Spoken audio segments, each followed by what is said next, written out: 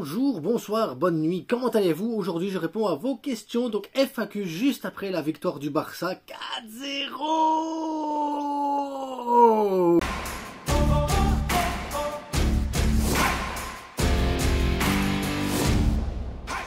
Merci à tous ceux qui ont été voir le débrief chez Dave sur la vidéo de Dave parce que ouais, j'étais pas chez moi hier, j'étais sur Paris et je me suis dit si j'allais voir Dave 2 secondes, voilà, j'ai été voir Dave, débrief dans la vidéo de Dave que je vous invite évidemment à aller voir. Et pour ceux qui connaissaient pas Dave, parce que oui, il y a des gens qui connaissent pas Dave étonnamment, abonnez-vous les gars, abonnez-vous simplement, sa chaîne elle est exceptionnelle, il a une chaîne exceptionnelle les gars.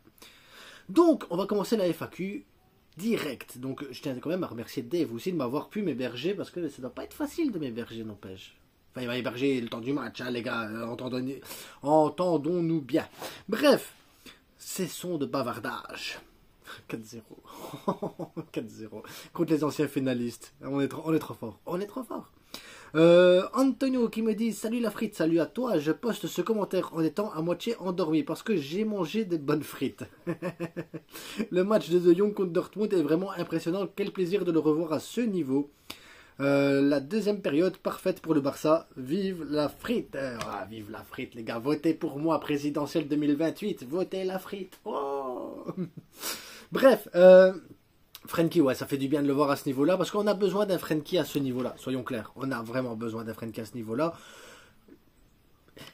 Ça m'énerve, hein, parce que là, on va me dire, t'as un anti-Frenkie, t'as un anti-Frenkie. Le problème que j'ai, c'est que je suis exigeant. Je suis très exigeant, je suis extrêmement exigeant.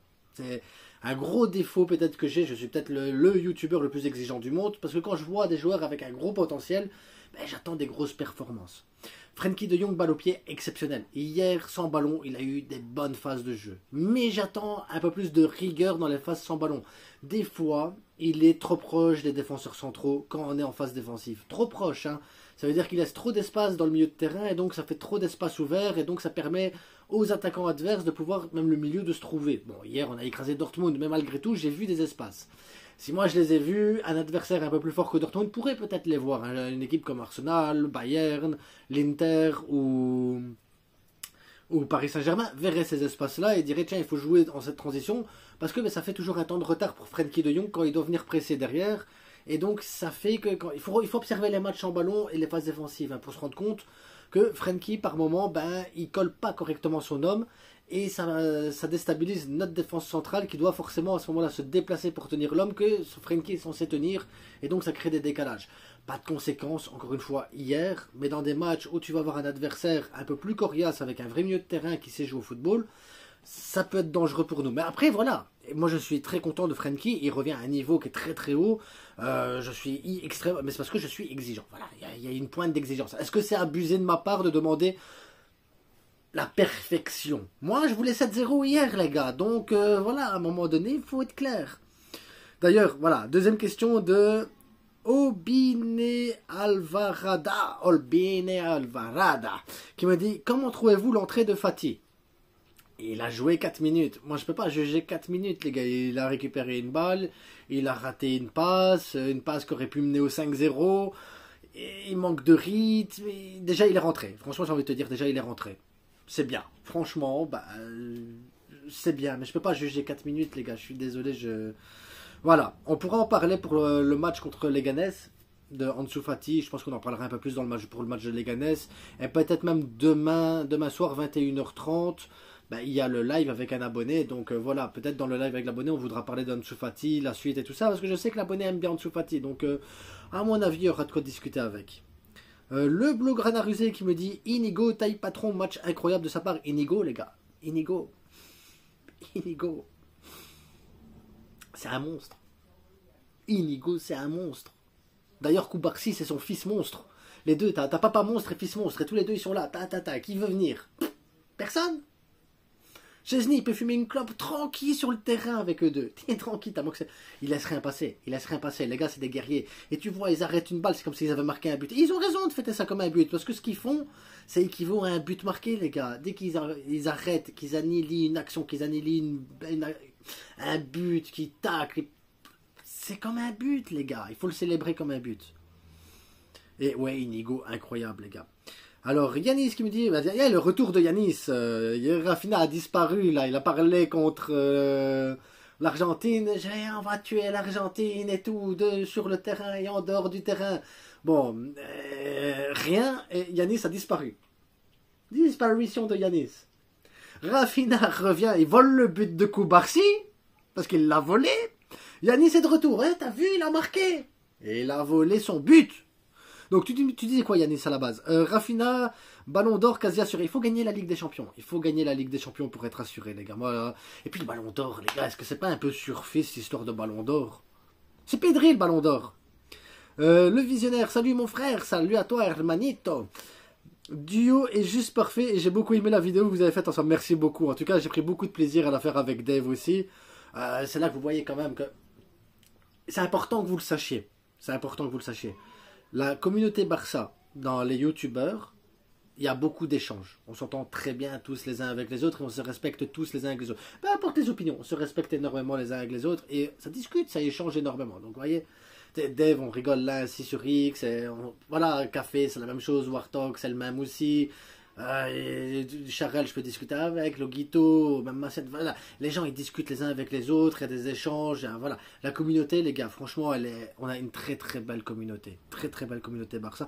Et le pire, c'est que là, j'oublie les gens. J'oublie les gens. D'ailleurs, s'il y en a que j'oublie, allez voir la vidéo que j'ai faite sur les 10 raisons de pourquoi le Barça est le plus grand club du monde et tout ça, pourquoi j'aime le Barça. Je cite tous les youtubeurs Barça que je suis. Tous sont dans la vidéo. Rafinha, Yamal, duo incroyable. Ils sont bons. Franchement, Yamal, il est fort. Franchement, Yamal, il est fort. T'as raison, Yanis. La fête, tu ne trouves pas que le PSG est un peu terrifiant ces derniers temps? J'ai l'impression que cette année, c'est vraiment différent avec eux. Ben oui, en fait, ce qui est différent avec le PSG, c'est qu'ils ont plus l'autre, là, avec la grosse tête, qui déséquilibre l'équipe, qui court pas, qui fait pas les replis défensifs, et qui a l'impression que c'est lui, il a le niveau de Messi, Maradona, Cristiano, je sais pas quoi.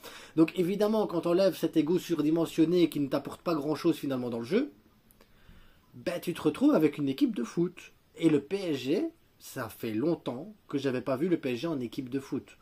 Peut-être même que la dernière fois que j'ai vu le PSG en équipe de foot comme ça, c'était à l'époque où tu avais des Paoletta et Tutti Quanti, Pochettino et tout en tant que joueur. Là, c'était une équipe, ça gagnait pas, mais c'était une équipe de foot. Ici, je retrouve vraiment un PSG, quand je les regarde jouer, je me dis, ils sont bons, ils sont vraiment bons. Et Luis Enrique, les gars, c'est l'esprit catalan en fait de bien jouer. C'est l'esprit catalan, à partir du moment où tu enlèves tous les petits éléments qui ont une mentalité madrilène, bah, ça fonctionne super bien les équipes de foot en fait. Hein. Tu ne trouves pas que Frenkie s'est amélioré défensivement? Ben si, il y a eu beaucoup d'améliorations parce que oui, j'exige beaucoup plus, oui, mais oui, clairement, il y a une amélioration et tu sens que le gars, il est impliqué avec le projet, il aime le projet et tu sens que sur le terrain qu'il prend du plaisir avec ce projet. Et je pense que c'est ça aussi qui manquait peut-être à Frenkie de Jong, parce que voilà, on peut critiquer, on peut analyser, on peut faire tout ce qu'on veut, ça reste des êtres humains. Oui, tu dois te donner à 300% parce que tu portes le maillot du Barça, parce que c'est le maillot du Barça, parce que tu as l'histoire, le truc, tout ce que tu veux, mais si le projet qui t'accompagne avec ce maillot pendant la période où tu y es n'est pas valorisant et ne peut pas permettre de mettre en valeur l'équipe, les joueurs et ne peut pas te permettre d'aller plus haut, évidemment ça va être compliqué de t'appliquer à 200%. Aujourd'hui, il arrive dans une équipe qui est en capacité de faire le triplé.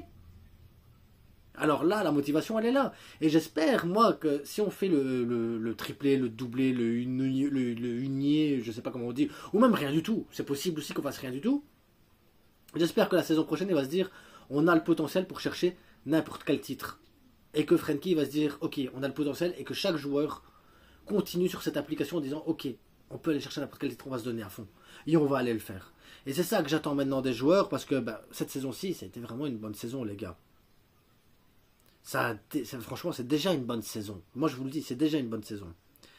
Précieux Bakuman qui me dit, aime botter la frite, aime botter à toi, Bakuman. Quelle supériorité technique.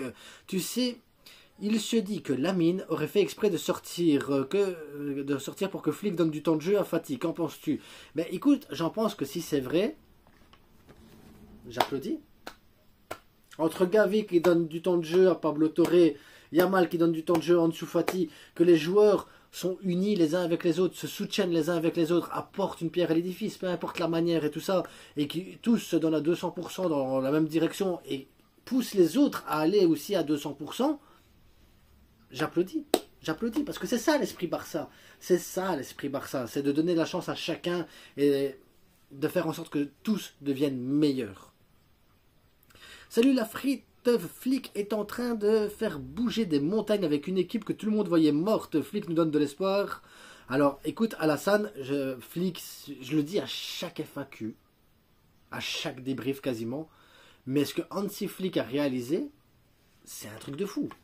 Il n'y a même pas un an d'ici, Xavi déclarait qu'avec l'équipe qui a là, ça va être dur, que l'entraîneur va devoir affronter la vérité, que les supporters doivent affronter la vérité, qu'on n'a pas d'argent, qu'on ne sait pas investir, que l'équipe allait escaler, qu'il va falloir faire avec ce qu'il y a, que ça va pas être évident, que la qualité elle est là, mais il va falloir la développer, que c'est pas facile, qu'il manque de certains talents à certains postes. On était dans une phase où on va se dire, ben écoute, on va essayer de tenir face au Real Madrid, des 4 fantastiques, un Real Madrid qui gagne la Ligue des Champions, la Liga et tout. Nous, on est là avec notre petite équipe de gamins, de mineurs, là, les gars, ils vont à l'école le lendemain.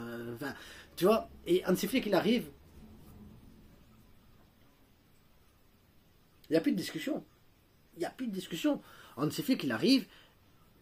C'est des gamins, les gars, mais ils sont trop forts. Ils sont trop forts.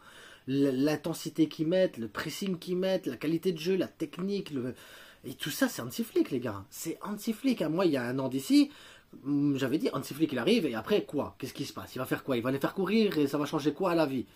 Il va pressing, il va faire quoi? Il va les faire courir, ils vont être morts, on n'a pas l'équipe. Techniquement, j'étais négatif. Et je suis tellement content d'avoir eu tort. Tellement content, les gars. Je kiffe avoir tort. C'est bon. Ça fait du bien. Je ne sais pas où va s'arrêter ce Barça de Pedri, Gavi, Bernal, Balde, Casado, Koubarsi, Yamal, Fermin. Quelle chance pour le Barça d'avoir cette génération montante. Oui. On a énormément de chance et je me demande même si on n'a pas eu beaucoup de chance de ne pas avoir d'argent. Parce que si on avait eu de l'argent, est-ce que tous ces gamins auraient eu leur chance au Barça? Est-ce que tous ces gamins auraient pu se développer? Et est-ce qu'on aurait eu vraiment cet esprit qu'on a actuellement avec la Masia, cette rage qu'ont les joueurs de chercher la victoire et de se battre pour l'écusson? Des fois, je me dis, on a beaucoup de chance de ne pas avoir d'argent. Beaucoup de chance. C'est la meilleure chose qui soit arrivée, c'est de ne pas avoir d'argent. On en parle de notre milieu de terrain, là, la maîtrise de Son Goku qui me dit ça. Ben, les milieux de terrain, les gars. Frenkie, Pedri, Fermin, t'as encore Gavi, t'as encore Olmo, t'as encore Casado, t'as Bernal, t'as Pablo Torre. Enfin, le milieu de terrain, les gars, il est incroyable. Incroyable. On a le meilleur milieu de terrain du monde, Pedri. Je le dis tout bas parce que je veux pas qu'on nous le vole. Alors, salut, c'est Ansu Fati Lopez depuis Guinée. Vous pensez que Ansu Fati va être important pour le reste de la saison?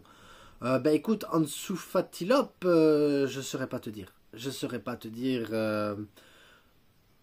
Moi, je crois pas en Ansu Fati. Est-ce que mon opinion donne raison à ce que je dis? Dernière fois que j'ai parlé réellement, j'ai dit Hansi Flick, ça va être compliqué avec l'équipe qu'il a, il va rien faire de plus que ce que Xavi a fait. Je me suis trompé.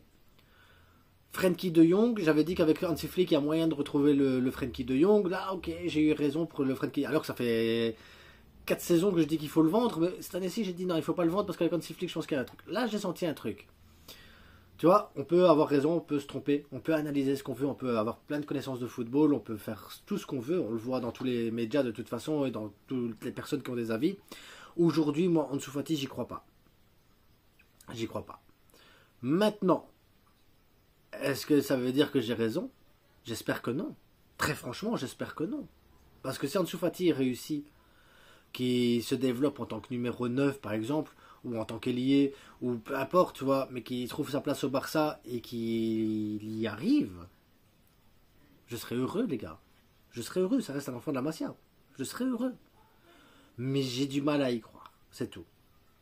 Mais après, à lui de me donner tort et de mettre des buts et de dire, t'as vu la frite, il soulève son maillot, en dessous il y a un autre t-shirt, il fait, t'as vu la frite, je te l'avais dit. Ok, en dessous, ok.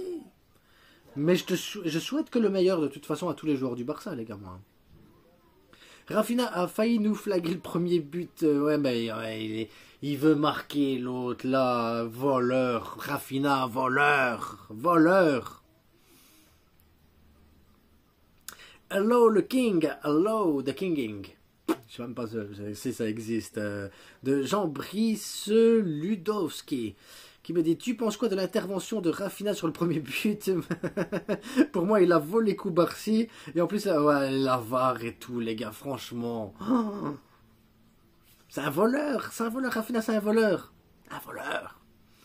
Junior Geraldo qui me dit, salut la frite, quel match de Frenkie de Jong et quel régal de Fermin. Fermin Lopez, les gars, hier, il a fait un match. Et quand tu te dis que normalement, c'est Olmo qui est titulaire, Fermin, il est là, il répond, les gars. Il répond présent. Et c'est ce qu'on demande. T'as un gars qui est blessé, l'autre il remplace, il répond présent. C'est tout ce qu'on demande. Qui réponde présent. Fermin a répondu présent hier, les gars. Franchement, il a été d'un très haut niveau. Frenkie, j'en parle plus. J'en ai parlé depuis toute la vidéo. Vous me parlez de Frenkie, les gars. Qu'est-ce que vous avez avec Frenkie? Vous êtes amoureux? Ça serait une faute professionnelle chez le FC Bin. Oh ouais, non, mais les gars. Se faire remonter à 4-0, c'est impossible, les gars. C'est impossible. Enfin. Sergi Roberto, si tu m'entends. Merci. Tu donnes quelle note à Tech? Bah, il n'y a pas de note à donner à Tech. Et hier, il a fait les arrêts qu'il devait faire. Il prend pas de but, clean sheet. Ne trouves-tu pas que le Polonais fait facilement oublier l'Allemand? Ah mais totalement, moi, Ter Stegen, prends ton temps. Piano, j'ai envie de te dire. Piano, clairement. Warda qui me dit, si le Barça fait le quadruplé, le top 4 ballon d'or dans l'ordre que vous voulez, il y a Pedri, Rafinha, Lewandowski, Lamine Yamal. Ouais, franchement, si tu dois mettre les 4 meilleurs au ballon d'or, les 4 là, ils seraient dedans. Je pense que dans le top 4 ballon d'or, top 4 c'est compliqué. Je vais te donner un top 10 vite fait. Pedri doit être dedans, Rafinha doit être dedans, Lewandowski doit être dedans, Lamine Yamal doit être dedans, ça c'est une certitude. Dembélé, la saison qu'il fait, il doit être dedans. Il faut noter que Dembélé, voilà, il fait une très grosse saison, il doit être dedans. Koubarsi doit être dedans, parce que pour moi Koubarsi, les gars, c'est tellement sous-coté parce qu'il est défenseur central. Tellement sous-coté le travail qu'il fait, mais c'est un malade mental Koubarsi, un malade mental les gars. Et ensuite, mettez les joueurs que vous voulez, d'autres clubs à gauche, à droite. Mais voilà, pour moi, ces joueurs-là, ils doivent impérativement être dans le top 10 du Ballon d'Or. Impérativement. Est-ce que tu penses qu'encore une fois, la magie du Bernabeu, donc la magie de l'arbitrage, peut faire qu'il y ait une remontada? Tout est possible, les gars. Tout est possible au Bernabeu. Tout est possible. Vous vous rendez pas compte. Vous connaissez pas le Real Madrid. Vous connaissez pas le Real. Donc, Monsieur Bata, Flick a fait trop, on fait trop avec la mine, je pense. Il y avait 4-0, il ne voulait pas le faire. Après, il s'amuse, les gars, sur le terrain. Regardez la mine, il court pas tout le temps. Il fait attention à ses efforts et tout. Ah, c'est pas grave, les gars, qui s'amuse. Le gamin, il a 17 ans. Il violente des pères de famille, met des petits ponts, des flip-flops, des crochets, Il n'a même pas fini son potentiel de RIB, de tout. Le gars, il est encore en pleine croissance, en plein développement footballistique. Donc, on est loin de son prime, on est loin de ses réflexes, de ses habitudes, de ses... Qui s'amuse, il est bien sur le terrain, il s'amuse. Qui s'amuse, les gars, laissez-le gérer. Faites-lui confiance, j'ai envie de vous dire. Faites-lui confiance. Le visionnaire, d'ailleurs merci à tous ceux qui suivent et tout ça, qui like, qui commentent, qui sont là tout le temps dans les vidéos et tout. Oui, je dois vous dire merci à un moment donné quand même, à un moment donné les gars. Alors, salut la frite, salut à toi le visionnaire. Penses-tu que la qualification contre Dortmund est déjà pliée? Alors oui, moi j'ai aucun doute sur le fait qu'on va marquer encore à Dortmund. Hein. On va encore mettre des buts à Dortmund les gars. Moi j'ai aucun stress. Hein. Dortmund ils vont peut-être faire du pressing, essayer de mettre un but et tout, mais... on va partir en contre. On a tellement d'armes en fait. On peut défendre bas, partir en contre. On l'a déjà fait plein de fois en Ligue des Champions. On peut avoir le monopole et la prise de balle. On le fait à toutes les rencontres. On se décide de pendant 10-15 minutes, on gratte la balle et l'autre il l'a pas. Et on peut aller mettre des buts sur des phases de jeu construites, sur des phases de jeu, sur des arrêts, des coups de pied arrêtés. On a trop d'armes. On a beaucoup trop d'armes les gars pour dire oui, non, Dortmund, on va les battre. Même chez eux. Je pense qu'on va les battre même chez eux les gars. J'ai aucun stress avec ce match là. Donc voilà, j'ai aucune inquiétude. Pedri n'a pas été ouf. On commence à voir la fatigue sur son visage, me dit Bleu. Ben, tu sais que Pedri pas ouf, ça reste le meilleur milieu de terrain du monde. Pedri pas ouf, ça reste le meilleur. Hier, Pedri était pas ouf et je l'ai trouvé meilleur que Frenkie ou Fermin. Et pourtant, il n'était pas ouf. Mais il perd pas de balle, il distribue, il gère le tempo, il sort du pressing tranquillement. Alors oui, il n'a pas explosé avec des... Mais des fois, la simplicité, le placement, la récupération, il a été bon. Il a été très très bon. Donc ça veut dire qu'un Pedri pas ouf, pour moi, il reste encore le meilleur milieu de terrain du Barça. Je sais pas quoi te dire. Pedri, c'est une autre planète. C'est une autre planète. Trop fort. Alors, mais t'as déjà posé la question là en dessous, Fatila. Peut-être que j'ai passé des questions. Je pense pas que j'ai posé des questions. J'ai pas. Voilà. J'ai répondu à toutes vos questions, les gars. Donc si vous voulez participer aux prochaines FAQ, n'hésitez pas à poser vos questions directement. Demain, vidéo avec un abonné qui début du live vers 21h30, les gars. Donc, on va parler Barça, on va parler de plein de choses intéressantes que je ne sais pas encore, hein, parce que c'est les abonnés qui décident à chaque fois des sujets de conversation. Donc, je serai en live demain. Vendredi prochain, je serai en live avec Jules en parle, vu le retour de Jules. Je suis obligé de l'inviter sur la chaîne. Et voilà.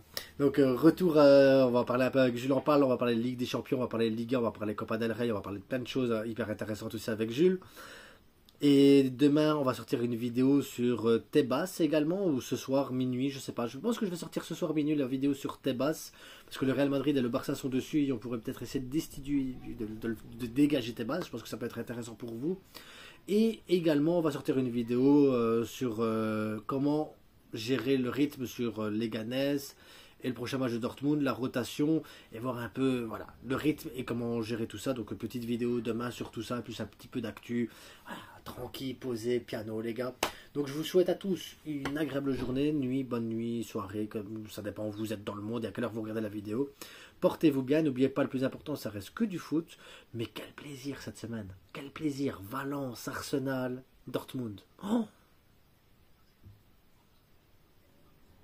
quel plaisir. Ciao.